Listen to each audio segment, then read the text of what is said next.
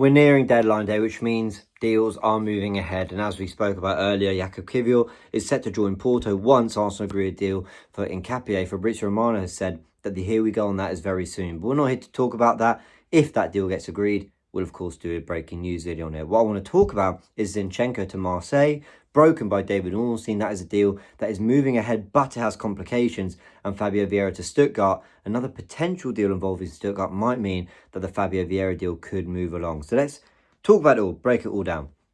Like I said, Nketiah, we'll talk about if we need to, if there's significant news. There's nothing more to add on what I said earlier. Zinchenko to Marseille. This is a player who came in 2022.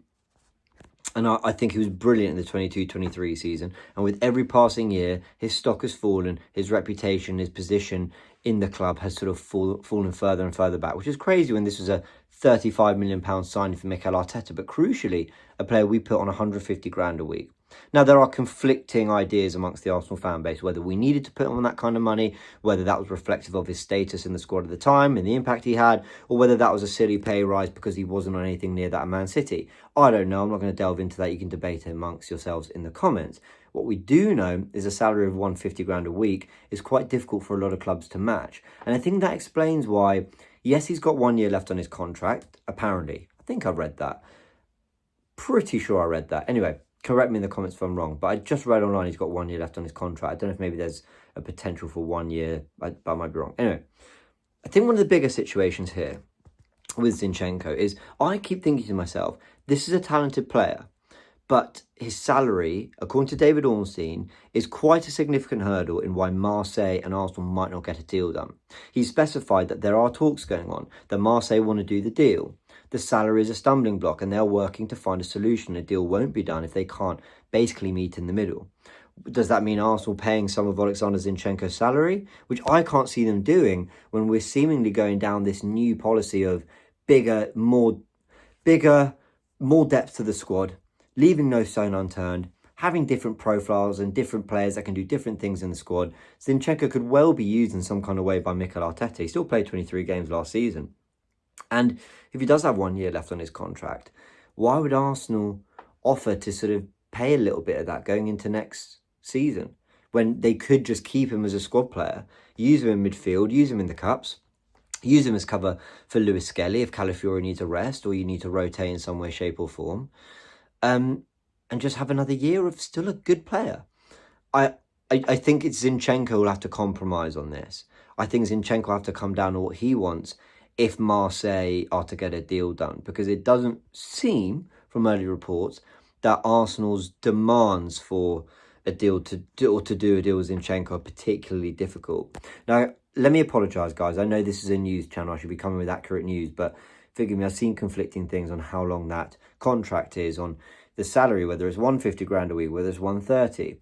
So it's a little bit murky waters, but hopefully we get some clarity. Even David Ornstein's tweeting around certain things, like with Jakub Kiwior, like with Zinchenko, has been a little bit vague because I imagine it's still quite an ongoing situation in terms of the final numbers and quite how it's all going to pan out. So forgive me, I'm also away on holiday, so I'm sort of picking up bits of news and reacting. So yes, not the usual depth you'd get from me, I will admit that. But what we can talk about in a bit more detail is this Stuttgart thing for Fabio Vieira. So we knew that there'd been talks going on for a little while, and they seemed to slow down. No one ever said the talks ended. But what we'd heard was that Arsenal wanted around 25 million for Vieira, whereas Stuttgart wanted to pay 17 million, all add-ons included. I believe that was the report that did the rounds. So, there's £7 million difference there, but that's fairly significant. So Arsenal and Stuttgart haven't quite met on that, and I don't think Arsenal are quite willing to budge. And I feel like Andrea Berta, don't know why it took me so long to get that out. I feel like Andrea Berta might be digging his heels in with certain players. And I think Vieira, who's quite a young player, who has got some final third quality, who's an attacker, who just spent on loan at Porto, I think played a lot of football. I think this is one where he's going to go look for a Reece Nelson or a Zinchenko where, I think they are kind of, Reece Nelson's been around a long time, Zinchenko's an older player, there's a particular salary there. I think he's kind of willing to do the deal a little bit less. With Fabio Vieira, I would imagine he's not on some crazy salary. And I think he'd say, no, like there's a potential here and we want you guys to actually pay for that potential. I imagine they'll meet somewhere in the middle, maybe a £20 million deal. But that, conversation is ongoing. I think it was Simon Collins who said, and I think it was backed by Tom Canton, said the Stuttgart and Vieira deal is not done. Now, this gets interesting because Newcastle have just agreed a deal to sign Voltemade? Nick Voltemade? Anyway, 6'6" striker, moves well. There's a few of these. Isak, Ekitike, Sesko, and now Voltemade, if I'm pronouncing that right. He was said to join Bayern Munich.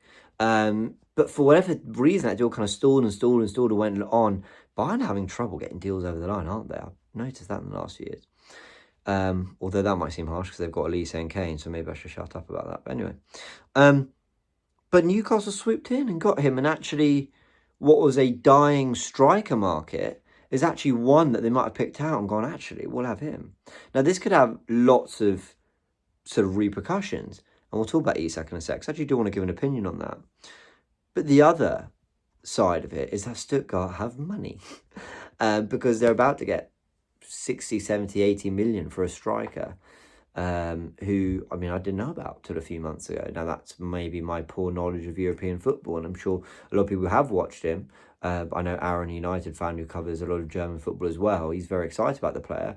Will say, no, like this is a proper signing for Newcastle. That's money going to Stuttgart that might make negotiations for Vieira go a little bit more smoothly for Arsenal, because we can say, we know you got money.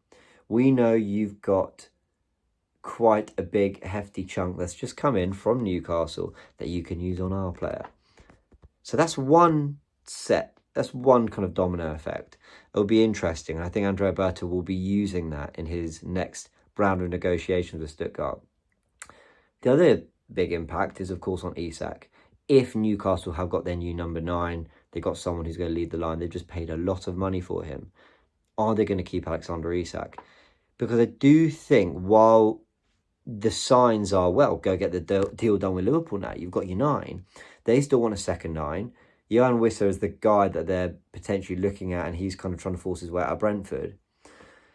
And Isak, who's a player that, of course, we've been linked to a lot, might be thinking, well, the door's open, go do a deal. But will Liverpool actually go to 130, 140 million, which I think Newcastle still want them to do, when they've got Ekitike started really, really well, and that is still an obscene amount of money. Now, maybe they will do that deal. I think it's 55-45 he goes to Liverpool. But I'm not completely and utterly convinced that he is definitely going to make that move just because Voltemade has come in. I'm going to pronounce it. Please tell me in the comment section how to pronounce it. But just because he's coming into Newcastle, I don't think that means that Isak is like, boom, done. So I'm really interested to see how that plays out, especially if, yes, delusional Arsenal fan incoming, bear with me, especially if Newcastle do hang tight and Arsenal go, the squad's looking good. How about one Isak in the summer of 2026 and nothing else? All I'll say is, if he doesn't leave Newcastle and, we go in with the business we've done, which is very good business this summer, we do nothing in January, and we put everything in next year's budget towards Isak, I wouldn't mind that at all. But if Victor Gyökeres is scoring goals for fun, which I'm backing him to, then that might not be a deal that needs doing. But I'd still like to be at the table for the very, very best. So I'm keeping a close eye still on where the Isak goes. And this Voltemade deal has an impact on Vieira, on Isak, and maybe our future plans. Maybe, or maybe not. I'm just asking the question, people. Let me know your thoughts in the comment section below. Catch you in a bit.